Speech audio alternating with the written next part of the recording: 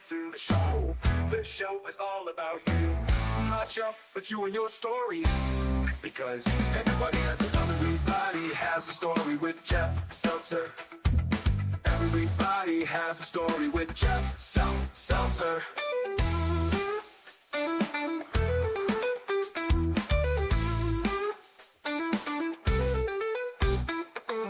Brought to you by JeffSeltzer.com. Hello and welcome to Everybody Has a Story with Jeff Seltzer. I'm your host, Jeff Seltzer, and welcome to once again my own personal midlife crisis. Some guys cheat on their wives or get expensive cars. Me, I went to Las Vegas to go see the Backstreet Boys. We all do something different, I guess. You know, maybe mine's a little healthier, maybe not. Who knows? Anyway, did want to record an episode this week. It's kind of a bonus episode because I know I had said that I'd probably be off for a few weeks after episode 76 with Scott Jeffries, which all the feedback I've gotten so far has been super positive. So thank you again for sharing, for listening, and for all of that stuff. So the end of last week's episode, or the last episode, I talked about how I was leaving my job of almost 10 years. Definitely an exciting time in life, and definitely obviously a weird time, right? After you've been with one company or one place or one whatever for almost a decade, it's definitely weird to change and to transition. So my last day was a week ago as of this recording. And I had or have 10 days in between jobs, between my old job ending and my new job starting. So what would I do with all of the free time that I had between jobs? Let's back up a bit and think about this. So you've already seen the title of the episode, and I've already hinted to it, about the Sphere in Las Vegas and the Backstreet Boys. So a little history lesson here first. So the Sphere opened a few years ago in Las Vegas. And I believe U2 was the first band that played there when they first opened. My buddy John, who's been on a number of episodes before, he went to one of the first shows and he said it was amazing. The visuals, the audio, everything about the building, super crazy, looks really cool, and just like next level in terms of like what the building is. Like nothing really that I've ever been to or seen or heard of has compared to the Sphere in Las Vegas. Let's fast forward another year or two, and I think it was last summer that the Backstreet Boys announced a residency of sorts at the Sphere. So they had originally announced, I believe last year, so in 2025, it would be the 25th anniversary tour or shows for the 25th anniversary of their album Millennium coming out. Big album, came out in 2000, Backstreet Boys, larger than life, lots of other great songs on it. So it's a way of celebrating with the fans and kind of doing something really cool and really extra special. Last summer when it was announced, I hadn't really thought about it, really heard or looked much into it. It's just kind of out there. Number of months go by, and my friend Shira told me she was going to the show. She was going to see the Backstreet Boys at the Sphere. I believe it was back in January or February of this year, of 2026. She was very excited about it. I saw the set list. It seemed pretty cool. But for me, like reality-wise, it didn't seem like something I was going to do. She went. She sent me lots of videos and pictures. Looked really cool. Sent me pictures and video of the merch. Nothing really that I would wear, I guess, for an older 40s male demographic. Nothing really that they're selling to me, right? It was a lot of T-shirts and merch that has like pictures of all 5 guys, bright colors that I probably wouldn't wear, stuff like that. But still, I was intrigued. I was slightly curious, but at that point, nothing really had jumped out at me to say like, hey, this is something that I think I need to or want to do. Back in April, I went to Las Vegas for WrestleMania. And while I was there, one of my missions was no matter what was playing at the Sphere, I was going to go and check it out and do something there. I believe while I was there, during the evenings, the band Fish was playing, which for multiple reasons, I have less than zero interest in seeing Fish, so it was not something I was going to do. However, they were playing during the day, I believe 2 or 3 times a day, The Wizard of Oz, which I think I talked about a few months ago on the Vegas episode back in either April or May for WrestleMania, about how I went to see The Wizard of Oz at the Sphere, and it was insane. Next level excitement, the way that it looked, the effects. For like almost 100-year-old movie, it was crazy what they were able to do in terms of the visual effects, plus the experiential aspect as well, in terms of what they were doing in theater or in the building while the movie was going on. So I was in love with the building at that point, and I knew at some point I had to get back to actually see a concert and do something else there. But at that point, I figured I only go to Vegas once every few years, or maybe even less frequently than that. So it probably wasn't going to happen for much of a long time. So I guess it was back in like June, maybe early July, when it looked like I was potentially going to be switching jobs and might have some time in between. I was like, it'd be interesting to try to do this. I'm not sure how realistic it would be. However, it'd be cool if I could do it. At the same time, I started seeing a number of reels on Instagram about the Backstreet Boys show, and like every reel that I saw, like the music was great, the visuals just sold me more and more, and like I felt like it was an event or experience that I really wanted to go to, really wanted to see in some capacity. But again, I wasn't really sure realistic about like the logistics or how it would go, or if anybody would go with me, or kind of like what that would look like. So around the time right before I gave notice, I started digging deeper into it, and I was like, okay, I think this is going to happen. I have 10 days off between jobs. I'm going to book it. So as soon as I recognized when my last day of work was going to be and my first day in the new job, I booked my flight, I booked the hotel, and I booked the concert ticket. So before getting too deep into like what came up next, I will say overall it was not that pricey. So I ended up booking myself just an overnight in Vegas. So basically flew out on a Friday, went to the concert Friday night, and then Saturday flew home. I was just in Vegas back in April for almost a week, so I decided I didn't need to spend an extended amount of time. Wanted to just focus on the concert, maybe hang out at the hotel, things like that. So booked the Venetian hotel, which was like very, very close to the Sphere. Like you don't have to go outside, which is crazy. It's like a 10-minute walk inside. It's like $300 a night, maybe a little bit more than that. The concert ticket was not that expensive either. I mean, I guess relatively speaking. About $300. I sat section 109, row 21 on the aisle, straight through Ticketmaster, so there were no additional StubHub fees or anything. So it was like $300-ish. Then the flight was the most expensive part of the trip. So all in for an overnight, it wasn't that pricey. I just had to prepare myself for a very quick coast to coast and then back to the coast again trip. What was going on there? So once I booked all of it, I started talking to one of my friends, Stephanie, who was a former coworker as well, also a former guest, and mentioned it to her. And as soon as I started telling her that I booked it and how cool it was going to be, she immediately booked herself and one of her friends the same trip, or maybe an extra day or two, for later in August. So she was very jealous, I think, initially when I booked the trip. She's, a huge Backstreet Boys fan from years ago, and she decided it was something she had to do. So she hasn't gone yet. So hopefully she'll hear this episode, and whatever I share here will maybe, get her more excited for the show. I mean, at this point, she's already booked, so I think she's going regardless. But it was something that she decided to do after I started talking it up. Additionally, as it got closer to the show, I kept seeing more and more Instagram reels. I'm guessing that's probably how the algorithm or work towards, where you talk about something or post about something, and then all of a sudden you start getting fed a number of reels or whatever else like that. And legitimately, like every video that I've seen of performances just gotten better and better. Okay. So Friday of last week. So Friday, I believe it was August 7th, got up, went to the airport. Flight was about an hour late or so, but I mean, I booked enough time for myself that it would be fine. Got onto the flight, flew cross country. For anybody keeping score at home, I watched the movie Power Ballad on the flight on my iPad. One of the Jonas Brothers and Paul Rudd. It was fine.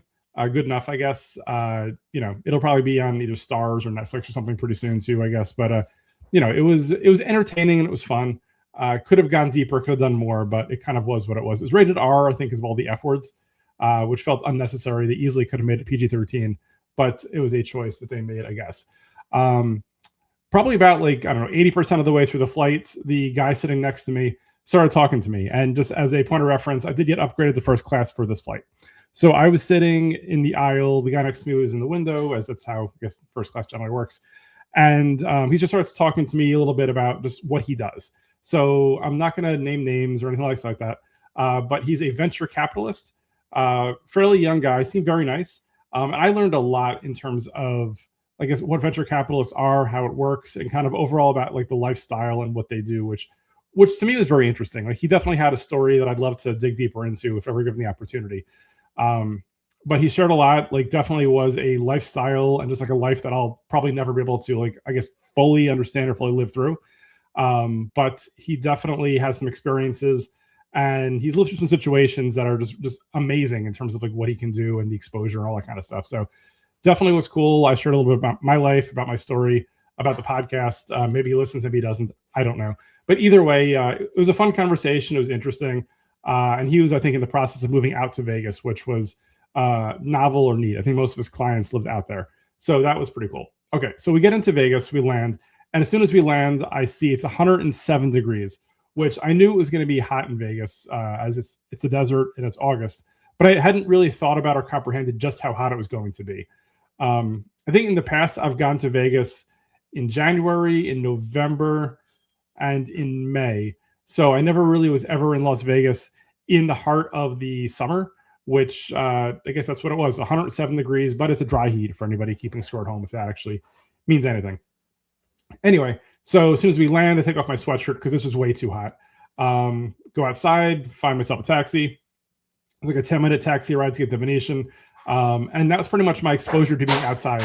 Basically took the airplane to the airport, took a taxi from the airport to my hotel. And then as mentioned earlier, the Venetian, which is where I stayed, is attached to the Sphere. So at this point, no need to go outside ever again until it's time to go home the next day. Okay, so I already talked about the hotel or the costs and such like that. What I will say is, I guess it's not the busy season, or Vegas isn't really Vegasing anymore, as I was able to get an upgrade in my room to where I had a Sphere view, which was pretty awesome. So the room that I had a king size bed. They referred to it as a suite. It was fairly large. It was very nice. And like I said, looking out the window, which is a straight on view of the Sphere, which was just insane. Where I'd seen it before when I was, driving by or walking by when I was there in April, but it's just a really cool and really novel idea that, like, in my hotel room at any point, I look out the window and the Sphere is right there. And they had various videos playing on there, generally advertisements for either the Wizard of Oz or the Backstreet Boys, or just general like Vegas ads. Overnight, they had it so it looked like the moon, which was pretty cool. They had kind of just stuff that was being projected onto the outside of the Sphere. So that was pretty great. After I settled in, I walked around the Venetian a little bit. They had a bit of a pop-up store or pop-up area in, I forget what the area was called, like in the mall area, for the Backstreet Boys, which had a lot of really cool photo ops, a lot of merch, which I think I mentioned earlier. The merch was really cool, but nothing that I would wear. So unfortunately, it wasn't something that I was able to buy. I do like buying concert t-shirts, but I also have tried to be realistic of what I'll actually wear after the concert and not just kind of get, caught up in the moment while I'm there. So unfortunately, did not buy any merch from the Backstreet Boys. But again, a 48-year-old male is probably not their prime demographic who they're trying to sell t-shirts and jerseys and hats and whatever else too. So was what it was. So walked around, checked that out, got some cool pictures. Went back to my room, hung out for a little bit, went back downstairs. I actually didn't gamble at all, which was pretty crazy, right? So I went to Vegas. I was in Vegas for, 30 hours round trip from the time I left Newark to the time I got back to Newark. But I did not gamble at all. So I guess you could say I won, because in weird Jeff math, usually what I'll do is if I take money to gamble, in my mind, I've already written that money off as a loss. So if I end up with any money at the end that I plan to gamble with, or any winnings, it's considered to be winnings in my mind. So the fact that I did not gamble at all, I guess I won. So there was that. Did have a lot of fun. Walked around a bit, saw some things. One thing I did forget to call out earlier was for the Backstreet Boys concert, all the videos and pictures, and even with the Backstreet Boys have posted, is they're looking for and asking for everybody to dress in all white. So white shirt and either white shorts or white pants or whatever, and like white sneakers. This is not typical Jeff attire. So for me, in preparation for the show a few days earlier, I went to Macy's, found myself a pair of white shorts, found a white button-down shirt, already had a pair of white Nikes, wore that for the concert. So $65, $70 all in, and I had my Backstreet Boy attire. So was excited and happy that I had that, because once I got to the concert, I'd say about 95 or 98% of people were dressed similarly in all white, which was really cool. Okay, so had some dinner at the hotel, just a real quick serve of sorts. Found a place that had tacos in the food court area of the Venetian, which was fun. Then it was time to go to the show. So at that point, and also on a side note, since I don't generally wear white, I did panic when I took my first bite of my taco, recognizing that I was wearing all white and I was eating tacos, and I was like, well, this may not end very well, right, in terms of getting food or whatever all over a white shirt or white pants. But spoiler, I weirdly was able to eat tacos without making a mess, which is very atypical for me. So, but we made it. It was good, and that worked out well. Okay, so then doors open at 6:30 for the show. So around 6:30, 6:45, I started walking over to the Sphere. As mentioned earlier, staying at the Venetian, you do not have to go outside at all, which was fantastic. So walked over, went right inside, uh, got myself a drink, got myself a snack, found my seat, which as soon as I got in, I was like, this is pretty great. So like I said, I sat in section 109, row 21 on the aisle. Great view of everything. If you do some research, many of the seats, if you sit a little further back at the Sphere, are obstructed, meaning the upper deck or the deck above you will block some of the visuals. So everything I've read is if you're going to do this, don't sit any further back than like row 21 or 22. My seats were good, but if you sat, let's say 5 or 10 rows back, I could definitely see where you wouldn't get a full view of everything. Okay, so I'm at the seats, hanging out. Eventually, two ladies sit next to me. It's a family. It's a mother and daughter from Australia. Both of them, it sounds like, come over to America annually. Usually go to like Disneyland in California.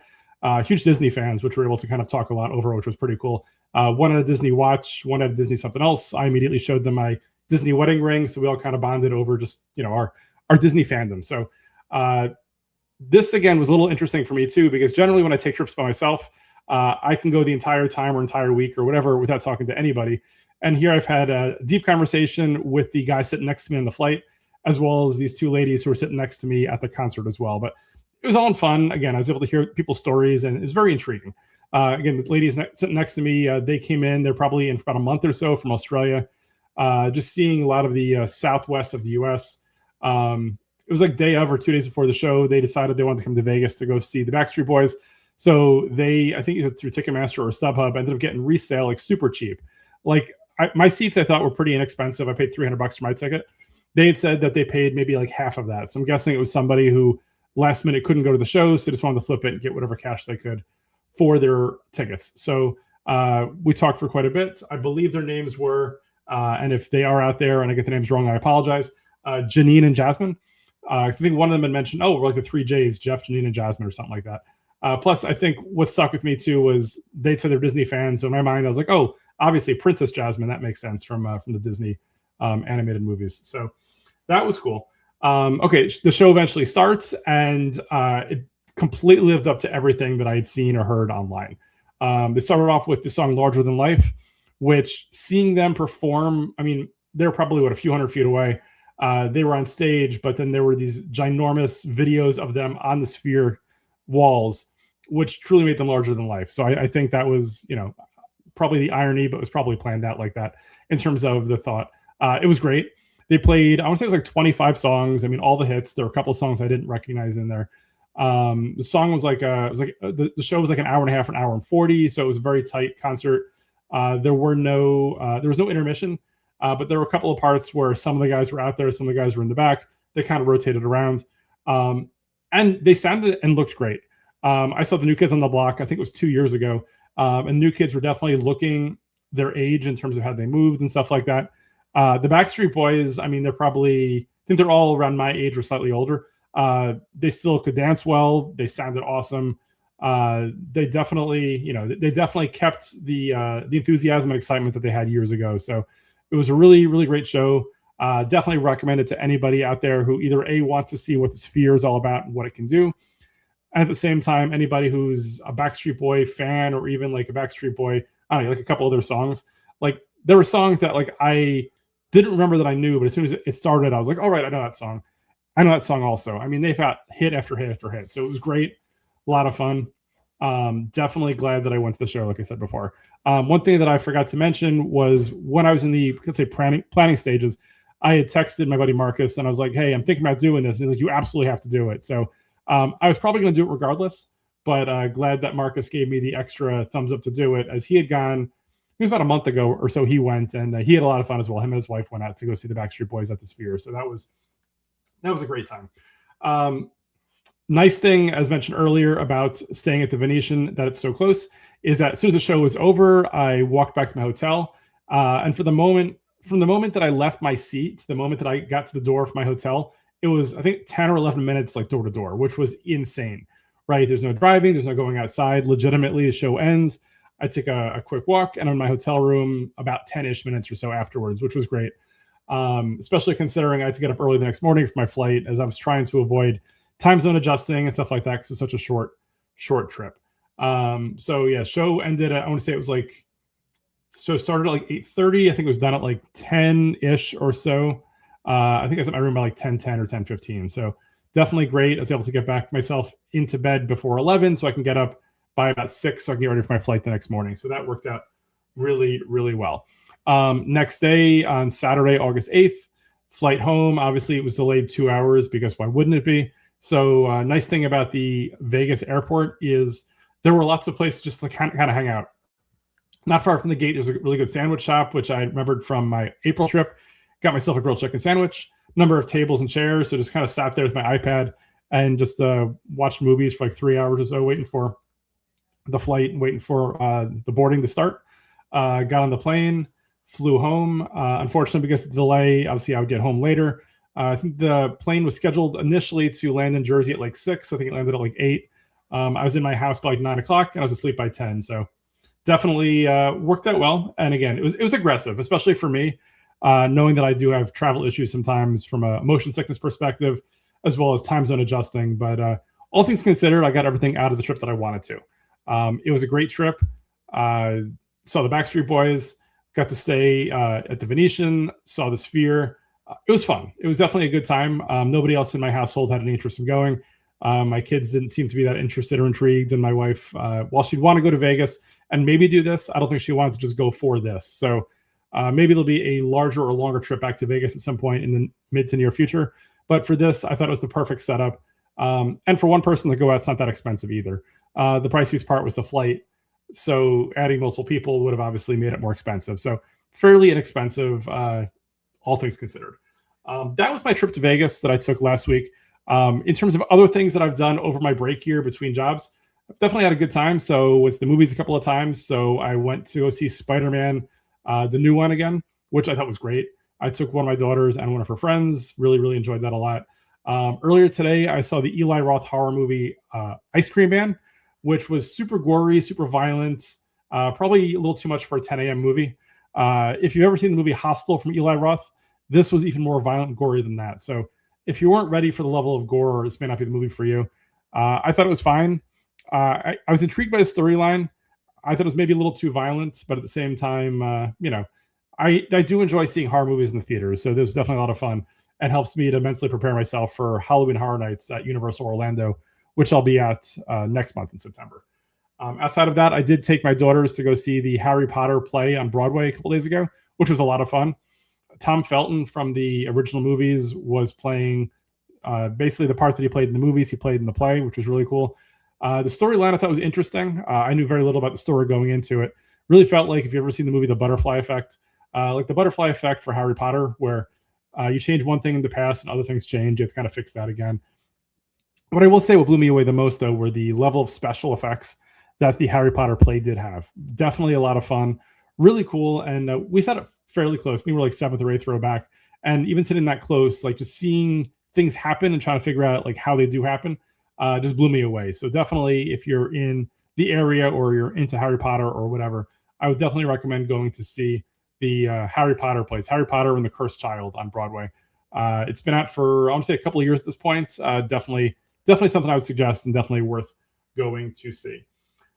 That's pretty much it for this week, or for this bonus episode, I guess. I really wanted to talk a lot mostly about the Backstreet Boys concert at the Sphere, a few other things that I did, obviously, during my time off.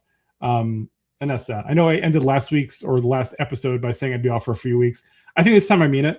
So this is episode 77. This will probably be the last episode for a few weeks, maybe a month or so. I'll be back in September at some point. But again, wanted to just talk about this a little bit, get the word out, talk a little bit about my break. And we'll see what happens, right? Life works in weird ways. Definitely looking forward to the upcoming change in my life from a job perspective. Definitely looking forward to some of the really cool stuff coming up as well. If you have any questions or if you want to reach out or whatever else like that, you can always find the show on Instagram at Everybody Has a Story Pod.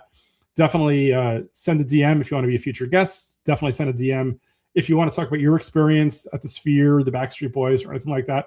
Or if you just want to talk about what this episode meant to you or anything else that I might have gotten wrong, definitely shoot me a note on there. As a reminder, the show is on YouTube at Everybody Has a Story Pod. You can email the show directly at everybodyhasastorypod@gmail.com for all things Jeff Seltzer. You can always check me out at jeffseltzer.com. As Marcus reminded me a few weeks ago, we do have everybodyhasastorypod.com, which still has the three-way match from an indie wrestling show about a year ago where I did live commentary, which was a lot of fun. This show is video on YouTube and Spotify. The show is audio on YouTube, Spotify, as well as Apple, Amazon, iHeartRadio, Pandora. Anywhere you can find a podcast, you could probably find this podcast. With that said, have an amazing day, amazing week, amazing month. I'll be back in a few weeks. But again, shoot me a note, send something to me if you want to hear more about something, or if there's topics you want to hear more about, definitely reach out. With that said, take care and have fun.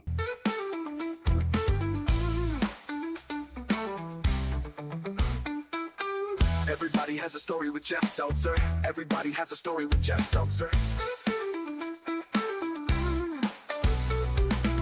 Everybody has a story with Jeff Seltzer. Everybody has a story with Jeff Seltzer. Everybody has a story with Jeff Seltzer. Everybody has a story with Jeff Seltzer.